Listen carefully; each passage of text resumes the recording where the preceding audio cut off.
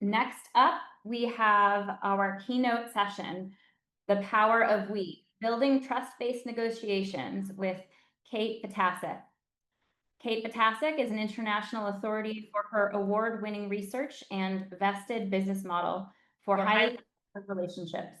She is the author of 8 books and a faculty member at the University of Tennessee. She has been lauded by World Trade Magazine as one of the fabulous 50+1 most influential people impacting global commerce. Kate, welcome. We're so excited to have you here. Excellent. Well, thanks for having me. I'm excited to share our research from the University of Tennessee and how it can help y'all pre-sales and sales teams and solution teams come together, bring buyers and suppliers together to bring trust and transparency to those discussions, all the way from the early parts of those relationships all the way through the negotiations, because I think that's something that we often don't do, is that we get rushed to this deal this time, and we want to skip all those amazing things that are going to help us build trust along the way during the sales process. So the topic that I've outlined for you today is called The Power of We. And how do you build trust into your sales process and the negotiations process? So let's dig in a little bit. Thanks for the wonderful intro, by the way. I do want to share that everything I'm going to talk about today is based on a research. So this isn't just, some consultant. I'm not just some, consultant out there going, oh, these are great ideas. I've been on the buy side. I worked for Microsoft. I've worked for Microsoft's largest supplier. I've been on the consulting side. And for the last 20 years, I've been on the academic side. So I get to look at how people come together to work on sales, the sales process, the buying and selling side of things. And that work has led to 8 books. So I always like to start when I'm sharing our research with someone with a really fantastic quote from Albert Einstein. He says, "The significant problems we face cannot be solved at the same level of thinking when we created them."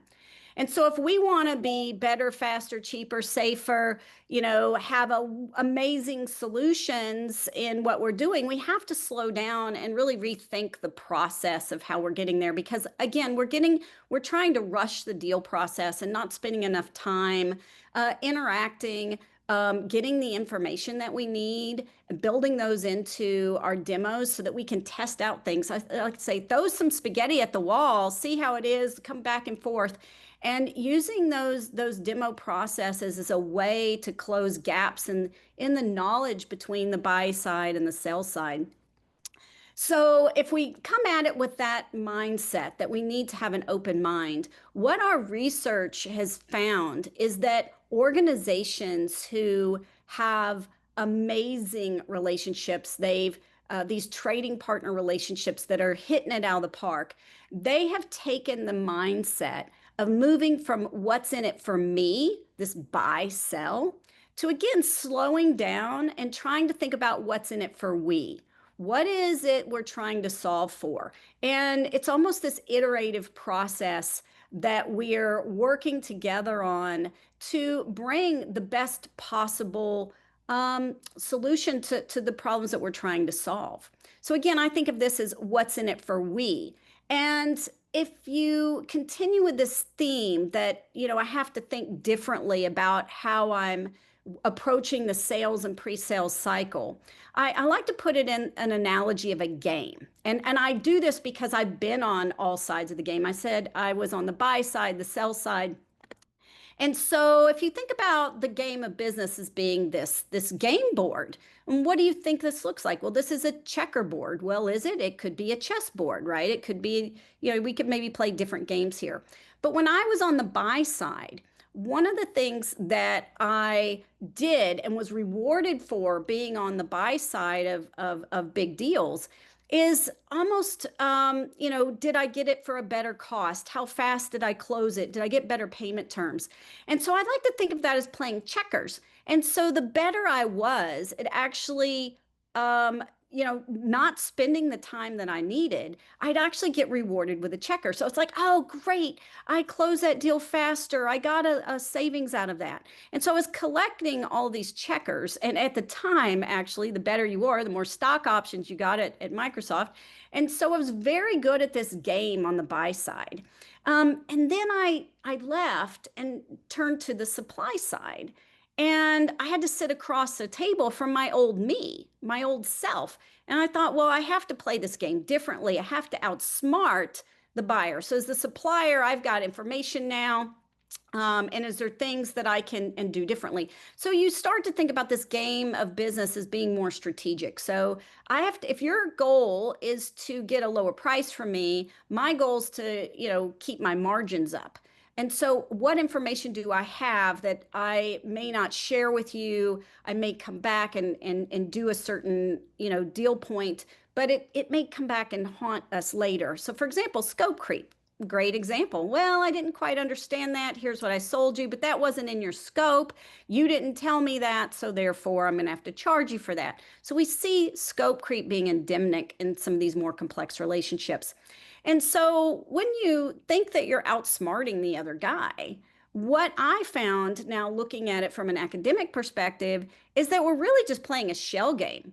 And what if we actually sat on the same side of the table, slowed down in the pre-sales and sales process to really get alignment?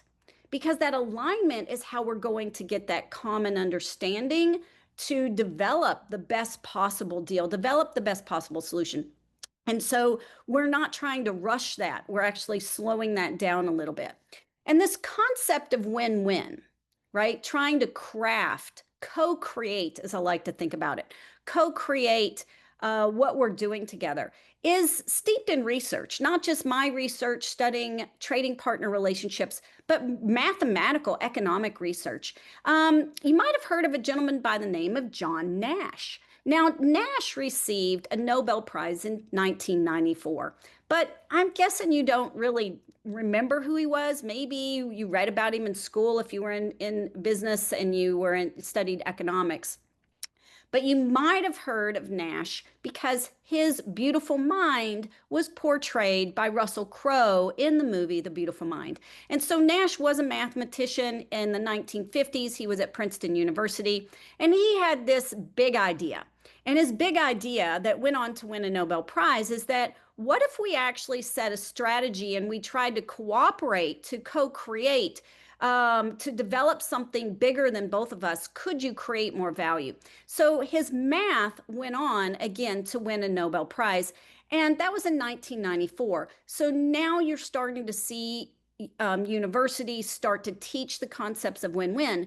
But before that, what you would see is that we tended to teach power-based philosophies. I think about Porter's 5 forces and creating a competitive advantage. Prior to the 90s, a competitive advantage was when, Microsoft used to say, well, I win twice, win-win. Of course, I get to win twice. So we use our power over the others. And 2 of Porter's 5 forces, indeed, are power over the buyer, power over the supplier. And we withhold our information. So if information is power, right, I'm going to withhold that. I'm going to not tell you some stuff because maybe if it was complex and, you gave me a price for something, you didn't factor that in, I might have gotten a lower price. Or if you took some risk, you're stuck with that.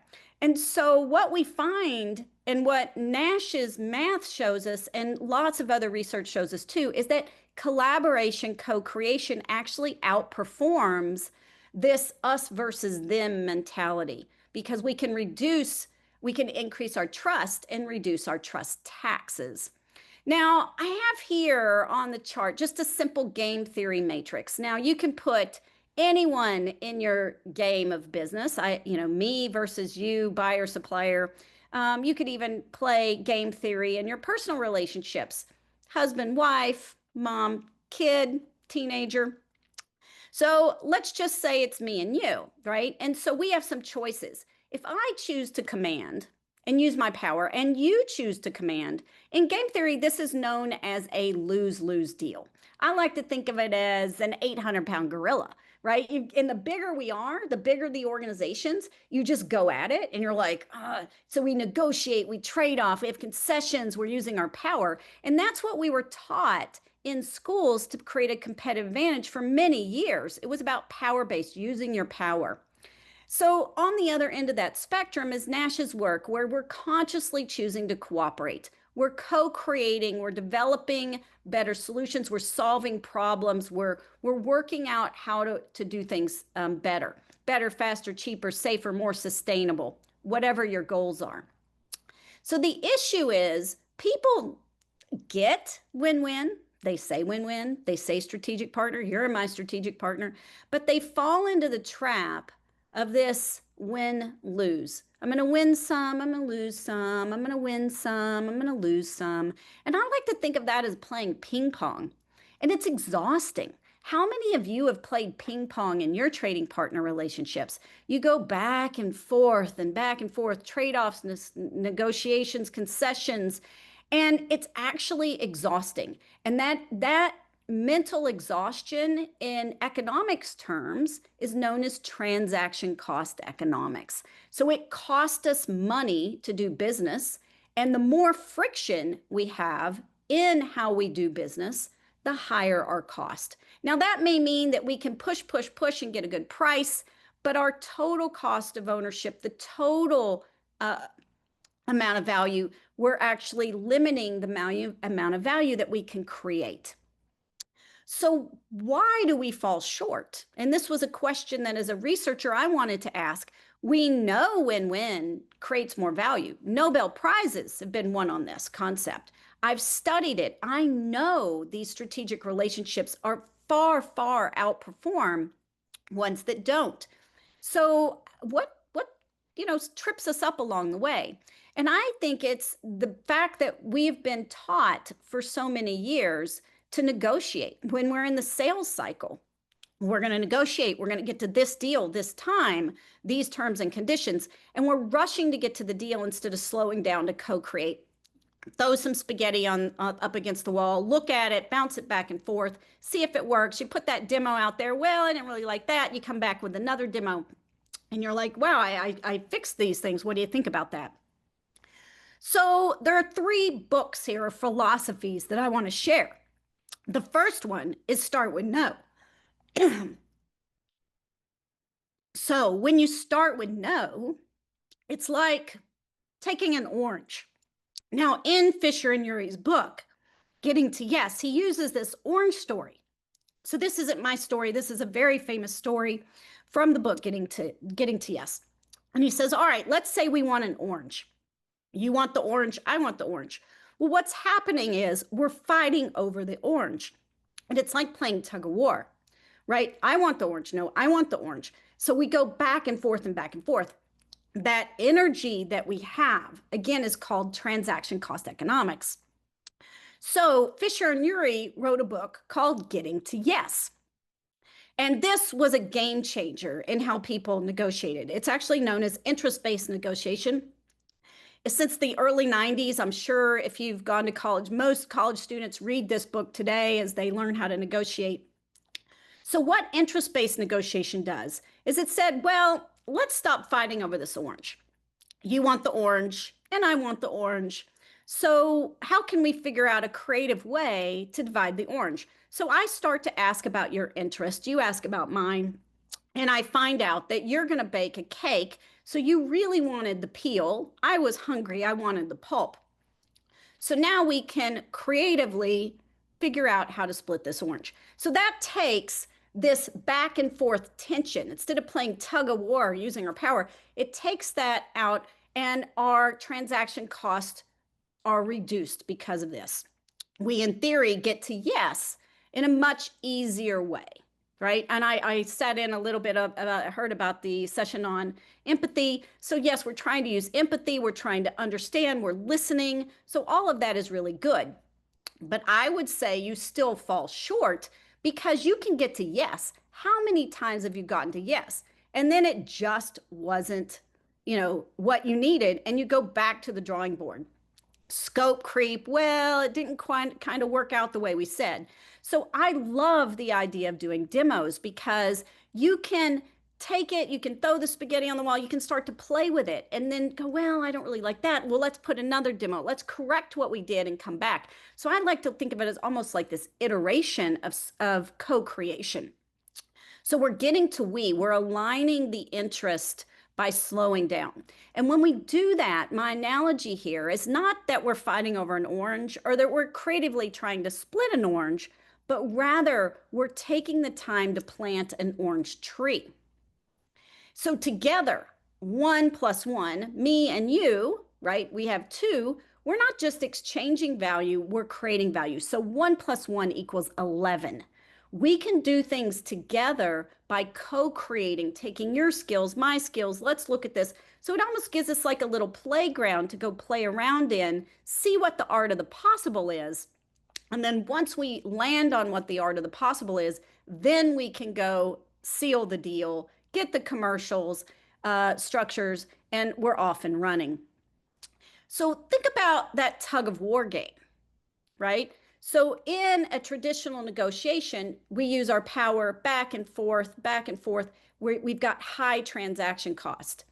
Getting to yes, we get to yes, but we haven't really created value the way we can. And so in a getting to we mindset, you're taking the buyer and the supplier early in the deal structure. You're working on aligning interest and you're pulling on the rope in the same direction. So now you have your business problem that you're trying to solve for, and you're co-creating around that.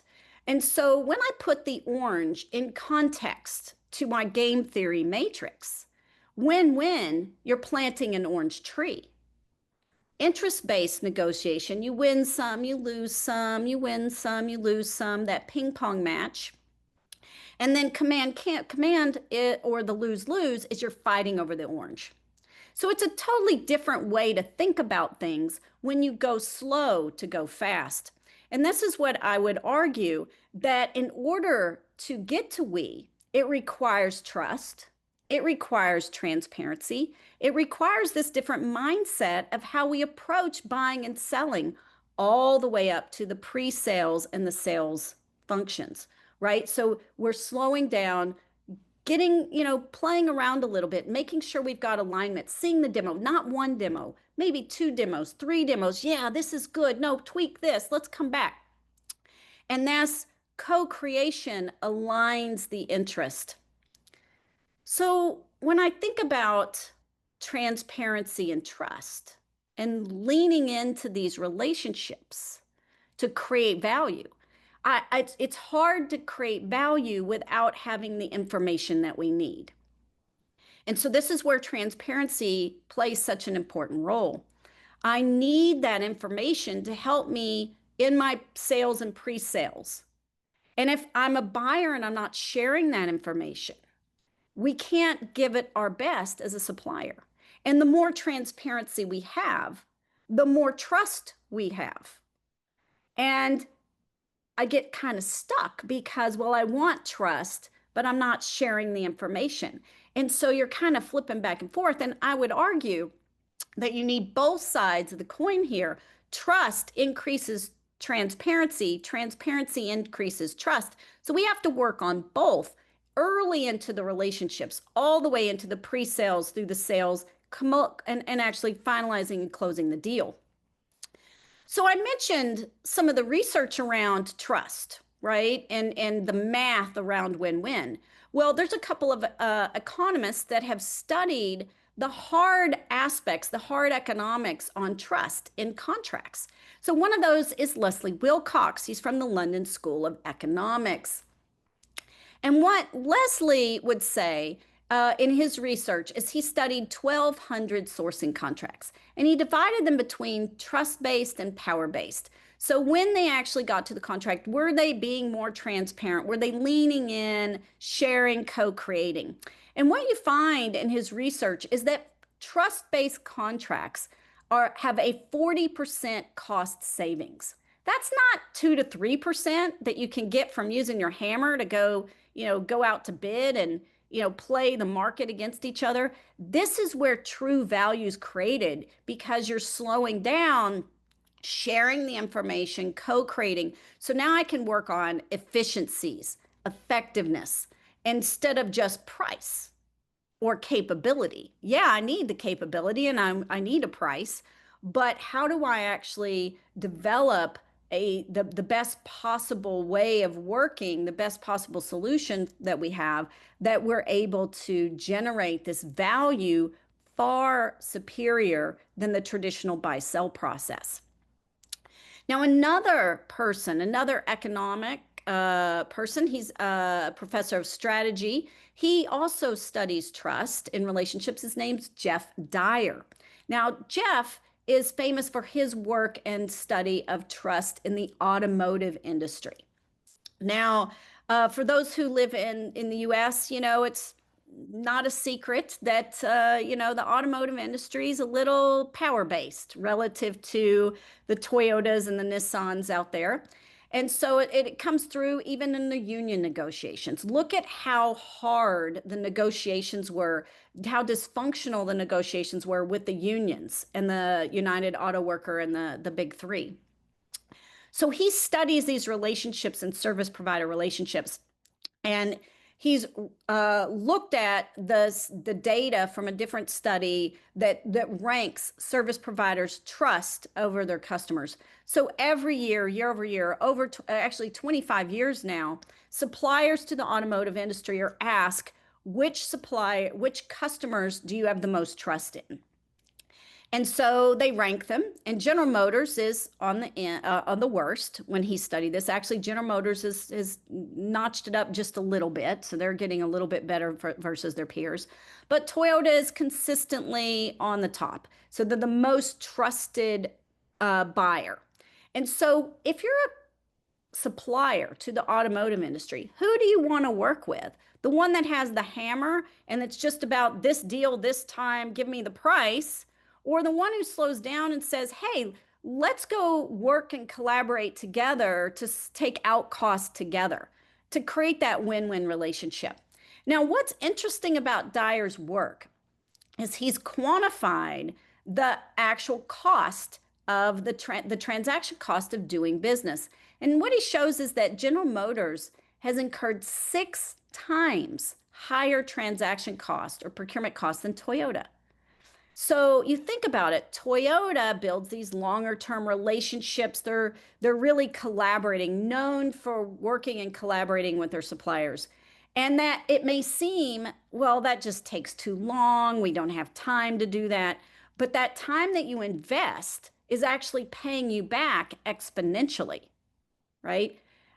So I want to change gears just a little bit because I've talked about the benefits of trust and why we should slow down. I've talked about game theory. I've talked about the economics aspects. But as business people who are in the field, what happens when we don't have enough trust? You've been in those relationships, I'm sure.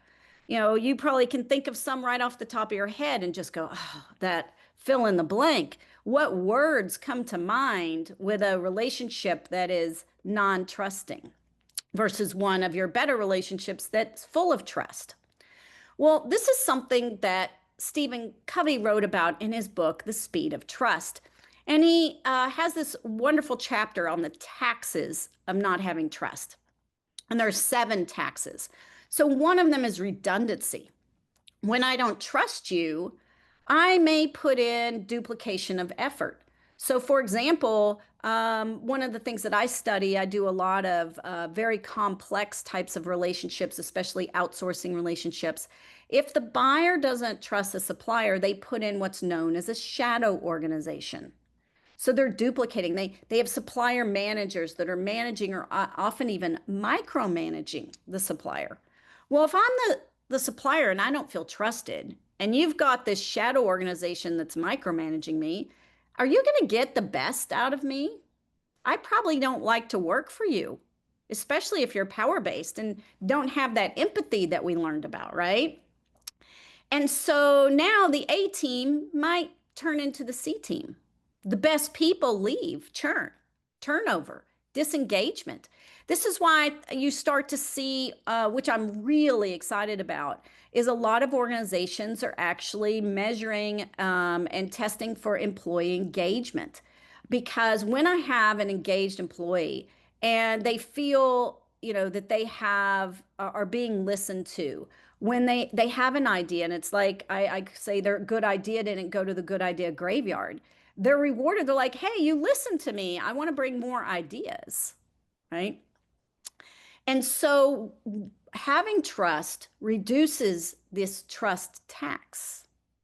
And this trust tax then reduces our transaction cost economics, come full circle to the economic side, which we know has been shown to proven that when we slow down, we consciously choose to build these trusting relationships. We're transparent, we start to solution, you're getting better results. So how do you get there, right? It sounds easy. Choose to trust, choose to be transparent. But it's a little harder than that because we've been conditioned, as I mentioned, we've been conditioned to buy and sell instead of slowing down in the pre-sales and the sales cycle to overly share information, to overly collaborate in those, to invest in things like whiteboarding sessions and demo sessions where we're starting to co-create and imagine the art of the possible. So there are 5 steps that we teach. We profile these in our book, Getting to We. We actually have a course, which I'll talk about, Getting to We course, which y'all will have access to. We'll be sending out as a follow-up a scholarship code so you can access the online course. But one of our books, Contracting the New Economy. How do we create these relational contracts? And again, going all the way back up into the pre-sales and the sales cycle. So the first step is to lay the foundation for the partnership. And then that is really about talking about trust and transparency. What information do you need? If you are a supplier, I want to give you all of the information that you need to help really me solve the best problem, to give me the optimal, thing, good service, software, whatever it is you're doing in your business. What is it that I can give you that'll help you be a better supplier? So consciously thinking about the trust and the transparency. Then once I have that, once we talk about that, co-creating a shared vision and objectives.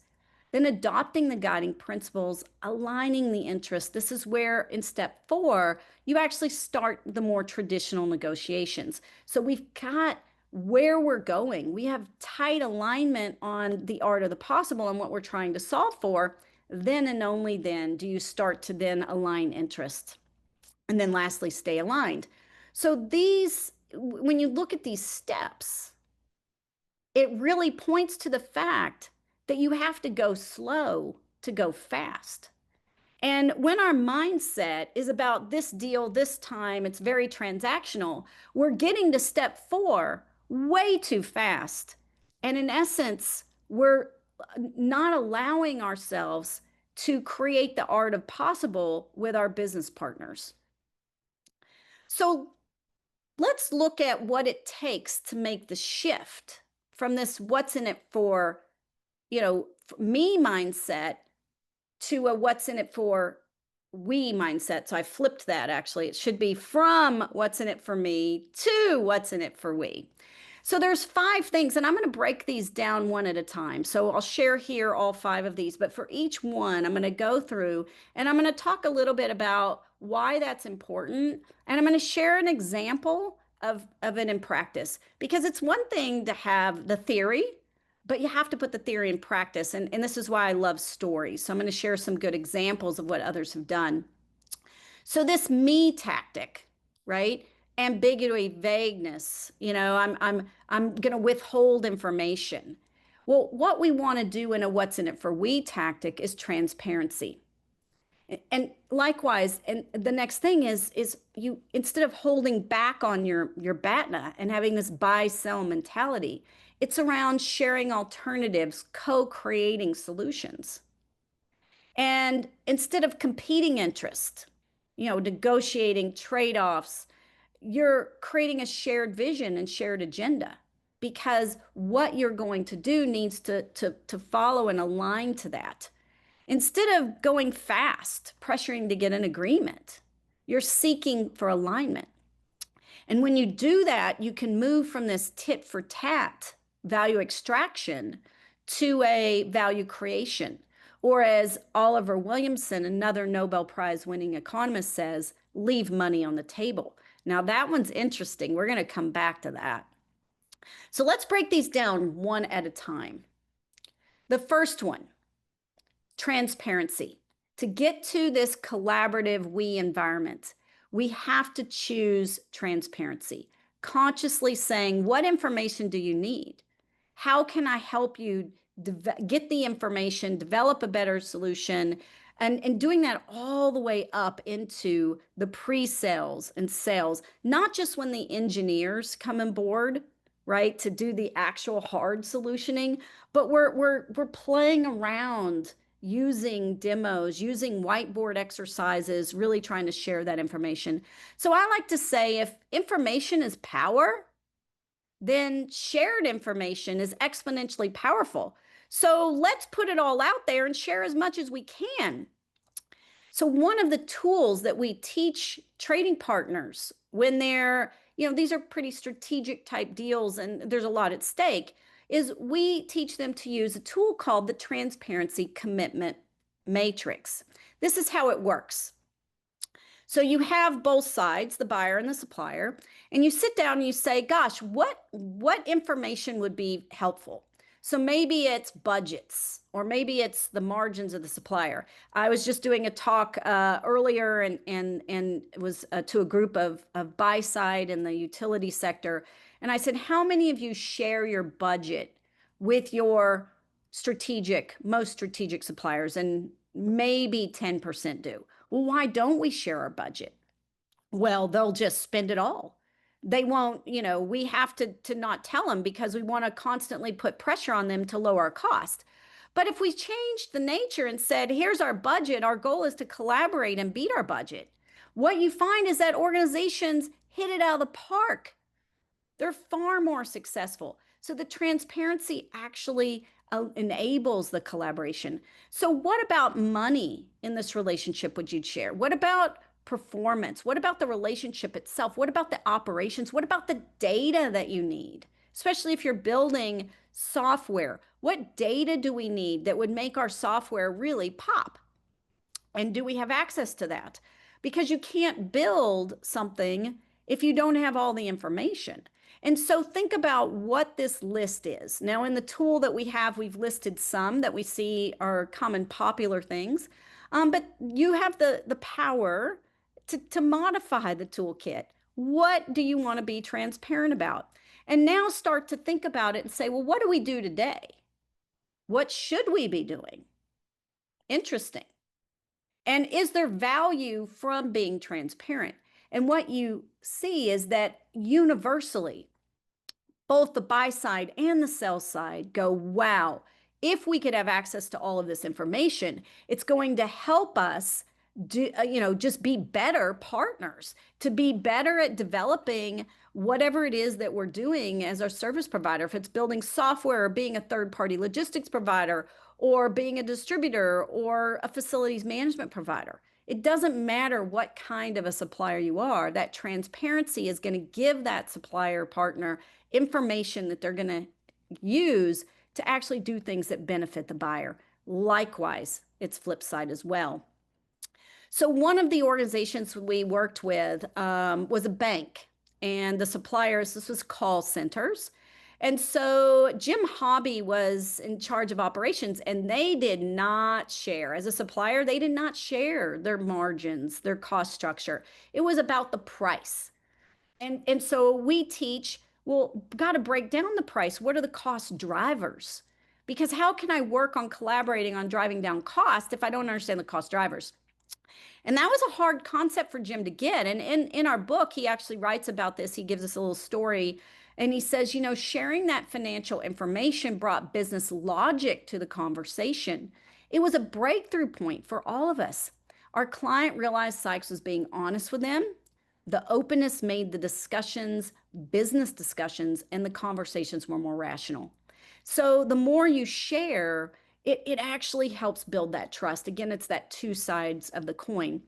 So I challenge you, if you've got a situation where you've got information, just put it out there and say, what information do you need? What could I get you that could help you be better?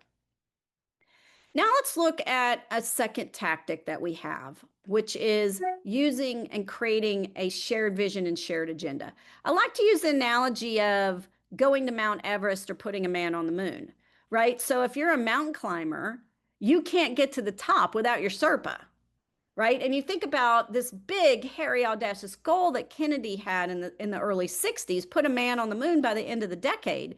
That was something that, you know, NASA couldn't do all by themselves. They needed their business partners or suppliers. Everybody was working together, pulling on that rope in the same direction.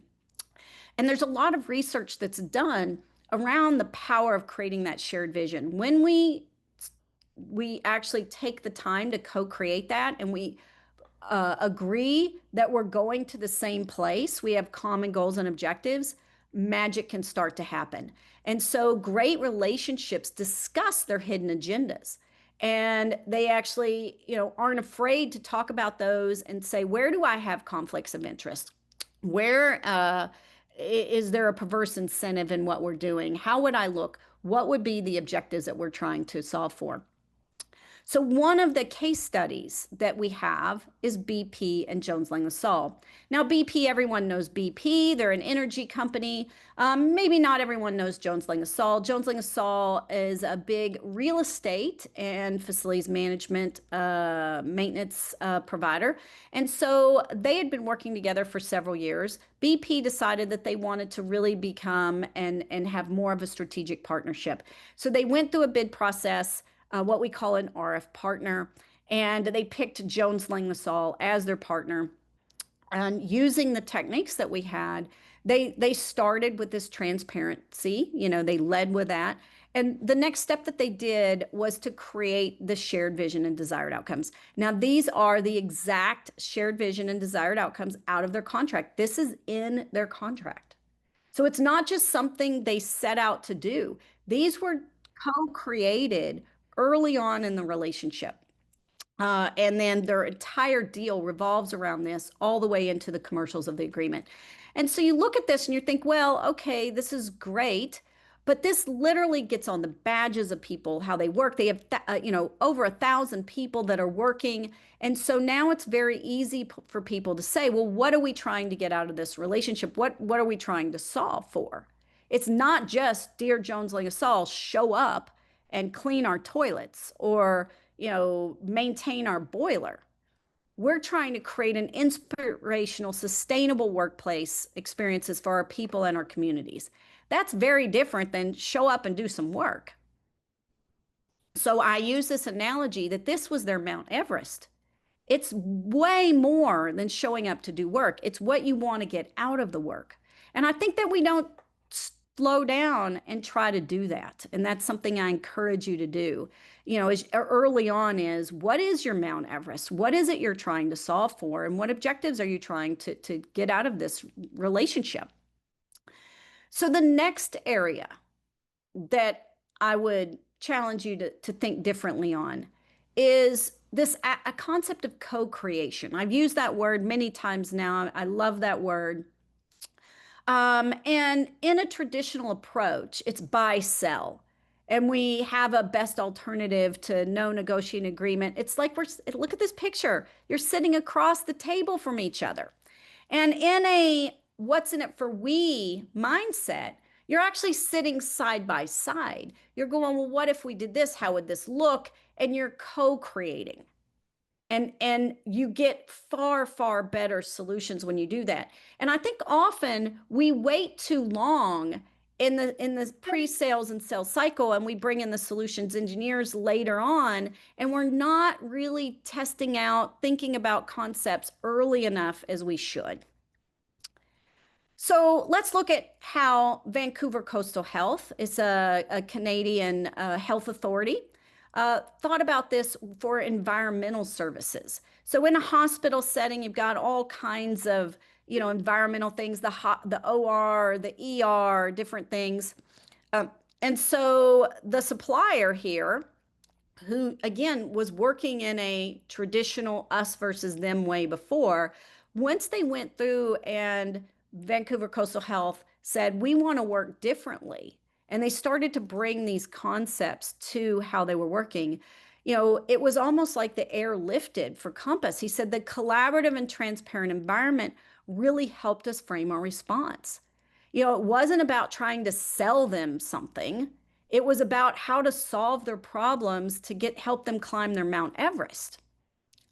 And those ideas that they whiteboarded and demoed out, most of them made it into their actual proposal and process. But some didn't. And so without those dialogues, without being able to have that co-creation process, the suppliers really can't bring the best solution. So here's another one for you.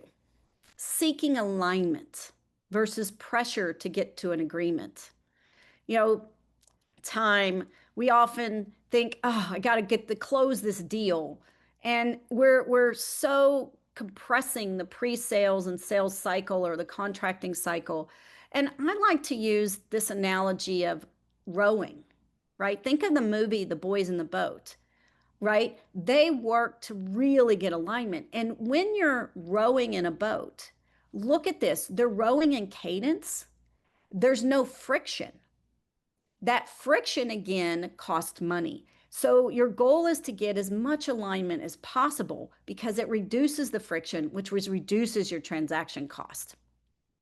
So the best relationships seek time to align interest instead of rushing to negotiate the deal points. So here's another example. This is NL Health Services. And so they actually did a bid process, and they used supplier dialogue workshops. And so in these workshops, this is right out of their case study. So they had 3 dialogue workshops, right? And it was all about alignment. I literally did not change a single word here. This was in their bid process saying, we want to have these dialogues. And what I want to point out here is in workshop 3, share the concept proposal, seek for feedback. This is the perfect place to do demos. And so you're integrating these into the bid process, into the sales, pre-sales process. You're really starting to try to get those alignment. And because when you now get to the commercials, the more you're aligned up front, the more you reduce that friction. So the last area that I want to share with you, the last tactic, and this is probably the most controversial, is to always leave money on the table. Always leave money on the table. That just seems counterintuitive. Why would you leave money on the table? Now, I want to point to Oliver Williamson. Oliver Williamson, another Nobel Prize winning economist known for transaction cost economics. He says the reason why you always want to leave money on the table is because it shows a signal of cooperative ways of working instead of opportunistic behavior. If you have money and I'm always taking it, I'm taking, I'm trying to win at your expense, then that's very opportunistic. And that leads me to my last Nobel Prize economics professor that I want to share today. He's actually Oliver Hart. He's a co-author of mine and one of my Harvard Business Review articles. And he says when we have opportunistic behavior, it creates 2 things, either a hold-up situation or shading. Now, hold-up is hardcore opportunistic behavior. I'm going to win at your expense. I'm going to use my power. As he says, you not only use your power, you abuse your power. And so I think of this as a classic example of a whack-a-mole. You whacked over here to get my price down. Well, it's just coming back someplace else. You just can't see it because I'm not being transparent about it. So that mole's coming back up. And so when I have a relationship and it is complex and independent, I can't get out of that. It'll foster this hold-up behavior. And people hate that, right? They feel stuck. But what he says is kind of worse than hold up. And you think, well, how could something be worse than hold up? This is very opportunistic behavior. is actually what he calls shading. And shading is non-collaborative or punishing behavior. And you don't always even know that you do it. This is what's interesting, right? And it's this little tit for tat back and forth. Well, I'm not making as much money as I could, so the A team's I'm gonna put the C team on. Or you didn't give me that information I needed to have the best solution. So now you want it, I'm gonna charge you for it. It's scope creep. And it's all these little back and forths that gnaw, that are very irritating to these relationships, and then again increase transaction cost economics. So the tool that I want to share and the example is using guiding principles, which are social norms. We write about this in my book, Contracting the New Economy, Getting to We, and the HBR article. So there are 6 social norms. I did not make these up. If you study social science, you would have seen these. Reciprocity, for example, comes from the work of lots of work, but one absolutely fantastic researcher around this is Eleanor Ostrom. And so you give and take in a relationship, and when you start to give, or take, you actually irritate the organizations. It doesn't become fun and interesting, and you kind of check out. So these 6 guiding principles, this is how EY and ISS, a Danish company, applied these. Now, these are in their contract. So early on, like literally before they had nailed all the details about what they're doing, they're still throwing spaghetti on the wall, trying to figure out the art of the possible with this partnership. They agreed to the shared vision as well as these guiding principles. Now look at this. This one's honesty. I'm just going to pick it out. This is literally in their contract. We proactively and truthfully share facts, information, intentions, and experiences, and respect different points of views for the best interest of the partnership. They did this in the early phases of the sales cycle. The very early phases. Actually, before ISS was even picked as a partner in the pre-sales, they were saying, let's create a statement of intent. And this statement of intent is how they worked and behaved during the pre-sales, sales, contracting period, and post-contract. This is embedded into their contract. And this is what makes it a formal relational contract. And once you have that statement of intent, your shared vision and your guiding principles, come up with tricks for signaling the other party. So maybe, just maybe, we weren't sharing the facts, that we were withholding some information because that's the way we have been conditioned to.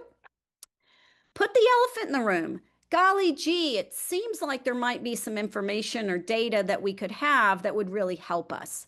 I know in the spirit of our statement of intent, we're going to try to share as much information as we have. Is there any, do you have this type of information? How could we get it? And so put the elephant in the room. One team, actually, I can't make this up, had Angry Birds. Remember the old game, the Angry Bird game? And so they got little Angry Birds. And so if someone violated a statement of intent, these behaviors, these social norms, they would toss out an Angry Bird and say, I'm going to have to give you the bird for that because we're not sharing as much as we should. And we know that that being transparent is a good thing. So those are some good tips and tricks. I've showed you how it works in practice, but you might be scratching your head going, but Kate, does it really work? Are the results from this? And I want to say absolutely unequivocally yes. Let's go back to the EY deal. They actually call their deal the epic deal because it's such an epic partnership. Just the transition, it was seamless. Because they'd shared so much information, they'd aligned interest and really got to a really great place and went slow to go fast. Highest ever customer satisfaction, highest ever, efficiency in how they were working. The not only the employee satisfaction, but the looking at how they thought about AI-enabled dashboards, putting in technology. So they're really expediting a lot of these transformation initiatives that they were trying to do. Also, if you look at the cost went down, significantly down. Improvement in space optimization, not little numbers, 50% reduction, 70% reduction in CO2, 75% reduction in paper printouts, massive improvements in the results that they were looking for through the collaboration. So what did the supplier get out of it? A long-term contract with contract extensions, earned contract extensions. So I'm not just going to bid you out. I'm going to say strategic partnership, and we're going to lead with trust and transparency, putting those guiding principles in our contract. And so now the supplier is collaborating with you to lower your cost. They get a share of that. It creates a true win-win. And so now you have happier people. Happier people, they're engaged, right? Again, that trust tax gets improved. So we quantify this. Actually, it's something that we've been doing for about 10 years through a study we call the compatibility and trust assessment. So if you look at their original baseline, so 4 years previous, there's a trust score that they have between the partners. And you see that's the very light blue. So they were in, 0.64, 0.67, 0.61, and, developing relationship, a couple were just, slightly over the healthy. And after 2 years, and then again after 4 years. And so you see the relationship health move from a score of 0.69 to 0.88. That's in the top 4% of all deals that we've looked at and benchmarked on trust in their trading partner relationship. But how's that manifest into the culture? Look at the words people use to describe this relationship: collaborative, professional, honest, trust, loyal, right? Very healthy relationship. And when you get to these healthy relationship based on trust and transparency, that, by the way, starts all the way up in the pre-sales and, way before you start negotiating or you get the hardcore solutioning in, you're going to get better results. And that's what excites me. And what excites me is organizations are learning about this. So this is a great opportunity that I've had today to share with you a little bit about our research. But I just pulled together some fun facts. We've had almost 12,000 people take one or more of our courses. They've completed over 151 initiatives. So they're actively taking the tools and creating vested agreements. 25 of those are formal case studies, and another 43 organizations are public. For example, IBM and Securitas, they're public about what they've done. I don't have a formal case study, but you can go out and listen to a podcast about how they were rethinking the relationship to bring that trust and transparency into all the way up into the sales process. So I encourage you to read. If you like to read, I have 8 books, but some of my co-faculty have a couple of others. We have 30 white papers, lots of case studies, lots of articles.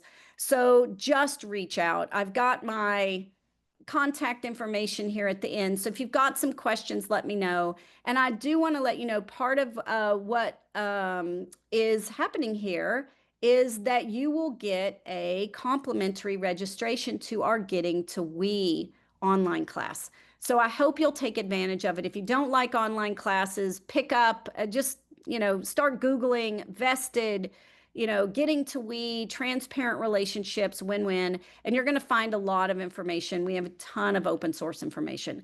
So with that, I want to turn it over. I think there's been some comments that have come in the Q&A board. So I want to turn it over to some questions.